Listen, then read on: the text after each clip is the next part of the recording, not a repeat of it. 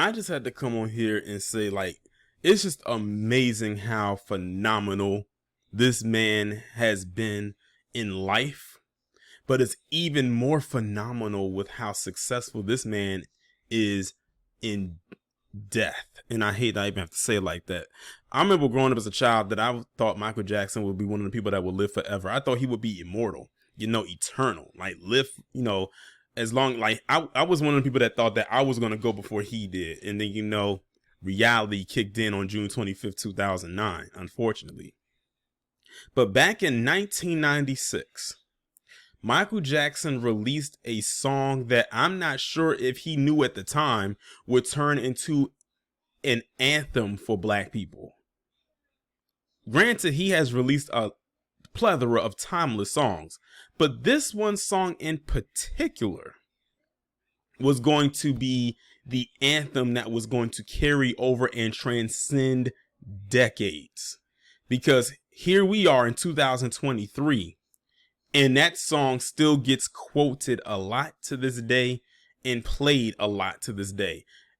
Played a lot, so much, in fact, that this past weekend, which was the weekend of the 22nd and the 23rd, Michael Jackson has broken another record with this song, They Don't Care About Us, the Brazil video version of it. Because on YouTube, it has crossed 1 billion streams. And Michael Jackson, with that record, has now become the first solo artist ever to have music videos from the 80s and the 90s cross 1 billion streams on YouTube.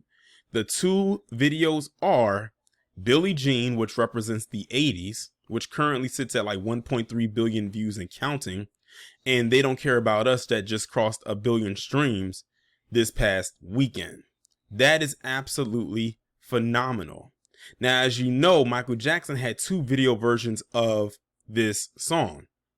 The Brazil version, which is commonly the more popular, more known one. And for the record, if y'all did not know, Spike Lee was the director of this video. So shout out to Spike Lee. It makes sense that Spike Lee would have directed this. But he also had a prison version of this song, of this video as well. But because it was deemed too controversial, it didn't get pushed out there like this one did. It was for many of the critics of this song, for certain lines that he said, it was already bad enough.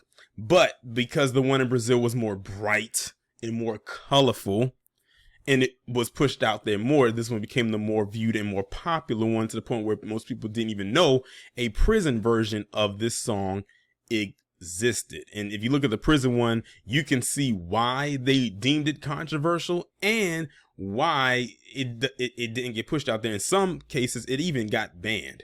One could argue that History, which is the album this song is on, is probably one of Michael Jackson's more controversial but more personal albums to date.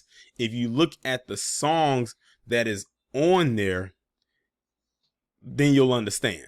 Like, just one day, if you haven't done so already, listen to the History album. And it's the same album that has Scream on it with Janet Jackson. It has this song, They Don't Care About Us. It has the song Money on there, which is a really good song. Tabloid Junkie. I think I said Childhood.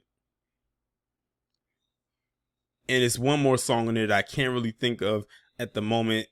Earth Song. Earth Song is on there as well. Like, it is Stranger in Moscow. It's a lot. I think it's like a 15-track album. Y'all just go listen to that album and you can see why this song fits on it. Like I said, that was a very personal and passionate project for him. You can tell by the writing style, by the way he sung the song or sang the songs, just everything about it. But this song right here has transcended generations. You're talking about a song that has been out for over 20 years. Over 20 years, and is still being quoted by people who were around then and people who weren't around then who are around today. And the thing about it is, what propels this song or this video on YouTube to get these stream numbers is because every time there is a police brutality case, especially against black people, this song always pops up. This song always pops up. And the way you can tell is that if you look through the comment section, whenever something in injustice happens, a lot of the times you'll see RIP to whoever just got murdered unjustly or something along those lines. Now, the irony of this is this song passed 1 billion streams the same weekend or that same bracket of time that Ralph Yarl was shot twice by Andrew Lester. Go figure. Now, I'm not sitting here saying that was the reason why it crossed the 1 billion streams, but I am saying that it's just interesting that it happened that same week. Now, many are now saying, okay, we got this crossed 1 billion streams. Next up is Beat It, because Beat It, I think, is a little over 900 million streams. So naturally, next in line would be Beat It. If that happens, then he had broken another record.